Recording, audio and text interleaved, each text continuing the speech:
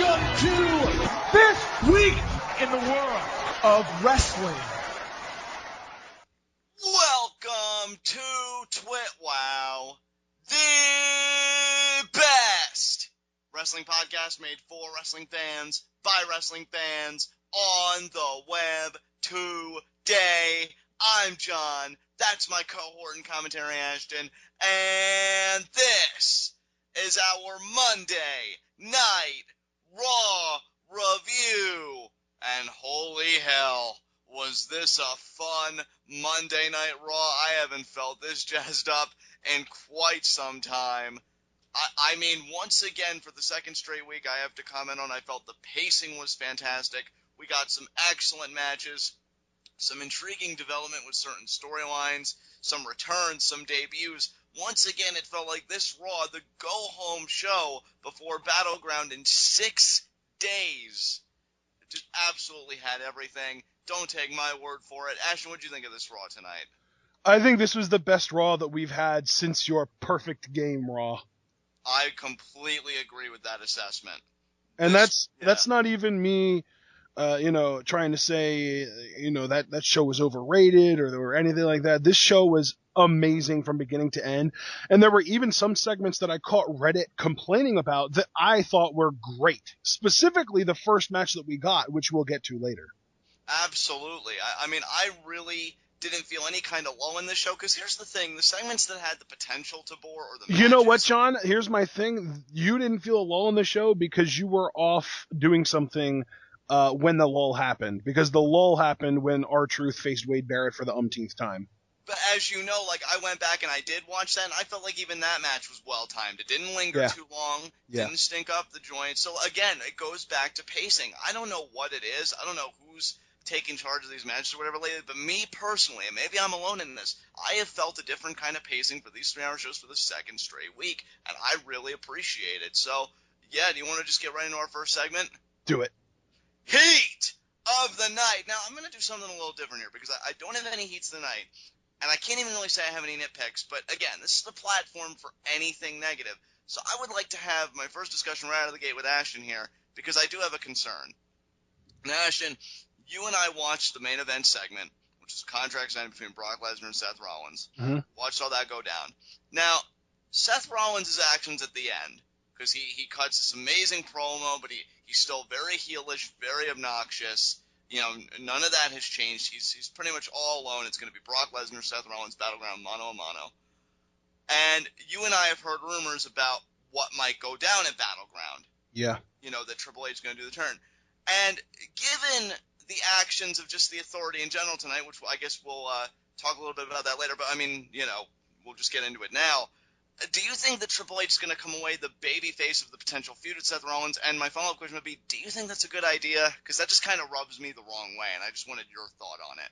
I think that that's a discussion to be had if it actually happens, but I don't think it's safe, or I don't think it's fair, I should say, to basically be presuming that you're going to complain about something when we don't even know if it's going to happen. I mean, that's true. I think it's been heavily hinted at, but I think until confirmation, I guess there's really no point in having a discourse. Here's my thing, dude. If what you're saying happens and Triple H turning on Seth Rollins turns Triple H into the face, the only reason I think that would work is because of how involved he is with NXT. And NXT as a brand is a babyface. Everyone that knows about it and watches it freaking loves it. Right.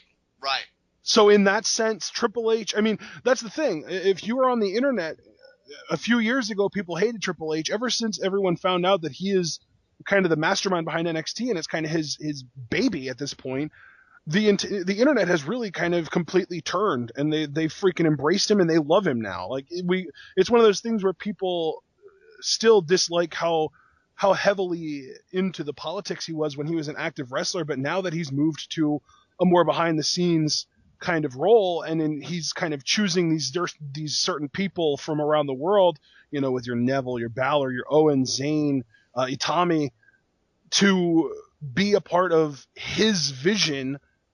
And of course, he's putting this emphasis on the women, all this stuff, everything that he's doing with NXT has almost made him a babyface in the eyes of the hardcore fans. And that's certainly true. I know, again, we can't really discuss it much without actual confirmation, like, okay, these two are on a collision course, because anything can change in the WWE in the blink of an eye. But again, it has been heavily implied, in my view, that these two are going to be, on a collision course, presumably for SummerSlam. And I don't know, I guess I just always kind of envisioned Seth in that babyface role, but I'll tell you what, Seth really sticking to his guns like this in the more immediate future definitely builds a lot of intrigue with his title defense against Lesnar this Sunday Battleground, and we'll get really into that in preview and predictions this Saturday. So I guess for now, I'll close the book on this, but I am a bit worried for what's to come in the future for Mr. Rollins, but definitely very intrigued at the same time, which is why I wanted to, kind of generalize it as a concern, not really so much as a complaint. Yeah. Do you have anything you want to air out here? No, absolutely not. This was an amazing show. And it's one of those things, too, where I want to point out, because I actually saw on Reddit, there were a lot of people complaining about the fact that Stephanie McMahon was kind of the person that was chosen to introduce the NXT women. And to me, if she didn't, it wouldn't have been as big of a deal. Using her turned it from just another Divas segment that people feel like they're okay, they can tune out now or go take a snack break or something. Turn that into, oh my God, this is a big deal. Stephanie McMahon's on television. We better pay attention now. Yeah, and we might as well talk about this a little bit here because everybody knows, if you haven't seen already, we did a live reaction to that entire segment, so I don't know how much we're going to talk about it here. But let me just say in a more formal context. Oh, we're going to talk about it. Oh, good. But let me just say very quickly in a formal context, I love Stephanie here. I can't believe people are complaining. Well, people are basically making a big deal out of the fact that Paige didn't seek out help on her own, and it required Stephanie to kind of play the mama bird role. I guess I can understand that to a point, but again, going back to your point, I feel like what would have given it a bigger feel if Paige just cut another one of her promos, or if Stephanie freaking McMahon, comes out and really hypes these women. And again, we will get more into it later. I guess, we'll have some residual discussion. But, yeah, Ashton, I'm glad you pointed that out. And is there anything else you want to say, or should we get right into it? Get into it, brother. All right. Now, guys, let us roll on through to our Monday Night Raw review.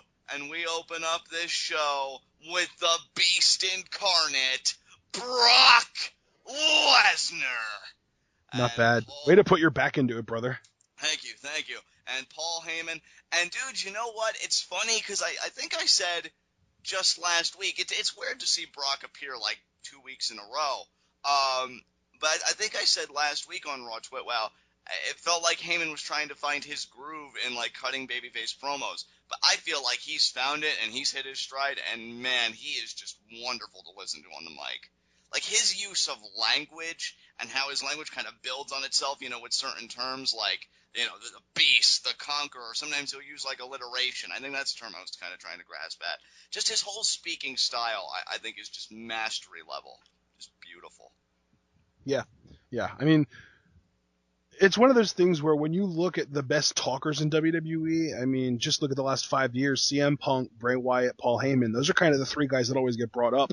The difference, though, I think, is people kind of got sick of CM Punk cutting promos because towards the end of his run, people felt like he was phoning it in.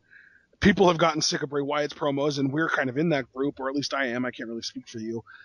I don't know anybody that's ever gotten sick of Paul Heyman's promos. I haven't. Like, Paul Heyman has this weird effect, I think, more than anybody. And you could kind captivating. Captivating. Just sucks you in. Like, if you're talking to somebody, you shut up and watch. If you're doing something else, you immediately go back to that tab and you watch Paul Heyman. He's just got that effect on you. And, yeah, he pretty much delivered the same message. Like, Seth Rollins, you're in for a world of hurt. And Heyman, again, I love using this term for certain guys that I like, in all sorts of reviews that TWitWoW does. That throwback, because he knows how to sell the pay-per-view. He promises everybody, and this is a theme throughout the night with Heyman, you're gonna get your money's worth. If your money's worth is defined as Seth Rollins getting his ass beat, then I promise you, tune into Battleground, you will see it. Heyman even has a line in this promo that I loved. He said, I am not a man to beg or plead often, but I am pleading with you to tune into Battleground because Brock Lesnar is going to eviscerate Seth Rollins. Yep. And it's just, it's beautiful. These two work so well together. They always have. They always will. And if this was the tone that the show wanted to set, my God, did it earn it, because we only really went up from here, which was ridiculous. But yes, this was an amazing opening segment. Yeah, and I don't know if I've pointed it out yet, or if we've pointed it out on any other shows, but we went the entire night tonight without a single CM Punk chant. So Beautiful. Beautiful. Yeah, I mean, nothing really much to say here about Paul Heyman's promo. I mean, again, he made the same threats, but with that, same vigor and passion that we've come to expect from Paul. Like, Brock Lesnar is going to hurt you. And I love how Heyman went over all the times that Brock Lesnar has walked in as a challenger, conquered, and walked out as the champion. He went back to, I think it was 2002 when he beat The Rock at SummerSlam. He went to UFC where he beat Randy Couture for that title. And he went to 2014 when he beat Cena for that title. So it's like, and the crazy thing is he never lost in order to lose the title. He never got beat to lose the WWE title this time around. So yeah, like the way that he's selling it, and that's what Heyman does. And I mean, Heyman, say what you want about his promos, but he is a marketing mastermind, because all he does, and people love him for it, is sell stuff. That's his job, is to sell stuff, and like I said earlier, people aren't sick of it yet. So the fact that people aren't sick of being advertised to by this guy tells you how much of a genius he is. So freaking good, dude. And yeah, I love that whole bit that you just got done talking about Lesnar's championship history. Yeah. And it establishes a baseline of credulity, because it says, well, Rollins, what are you going to do now? Like, how are you going to overcome this when this is what Lesnar has overcome by comparison? Yeah. Well, Rollins has got a bit of a retort for that, because he then comes out and, he does say, like, how sickened he is the sight of that Cadillac, because they actually show it. And I love that they're continuously, like, using that as, like, a prop, as, like, a symbol of what Seth Rollins is going to be. And he even references that. He says, you must think that that's some kind of symbol for what I'm going to be like after Battleground. But again, he makes the same promise. I'm going to stroll into Suplex City. I'm going to have the matches. I'm going to have the gasoline. I am going to burn it to the ground. And this was the third time that he said this exact same thing. So, both guys I think are guilty, well, both parties, because, I mean, Heyman speaks on behalf of Lesnar. I mean, yeah. Making, the same promises. But here's the thing, like, I love it, because, I mean, Rollins, it comes from a place of cockiness, egomania, if you will. With Lesnar, and more specifically Heyman, like, look at Brock Lesnar. Yeah. I don't even need to. And then that's a cool thing, too, because after Rollins said about how he was going to burn Suplex City down, Lesnar gets on the mic himself, and he just says, I could take you to Suplex City tonight, bitch. Exactly. And I love the cool, calm delivery of Lesnar there. And thank you for catching that, because I wouldn't have remembered to recount that. Yep. But, yeah, that delivery was excellent by Lesnar. And these two guys, like, I thought I was really going to be pulled out of the feud, 3 weeks ago with the whole attack on Lesnar by the Authority. But how they handled the aftermath, I feel like I'm pulled right back in, and I'm like, okay, I can't wait to see this main event, especially Rollins. For those who may have thought that the whole burn Suplex City to the ground kind of promo got a little repetitive, I think he more than made up for it at the end of the night with his closing lines, which we'll get to much later. But, yeah, these two are really playing well off each other, and I just really enjoyed the energy of this segment. Yeah, absolutely.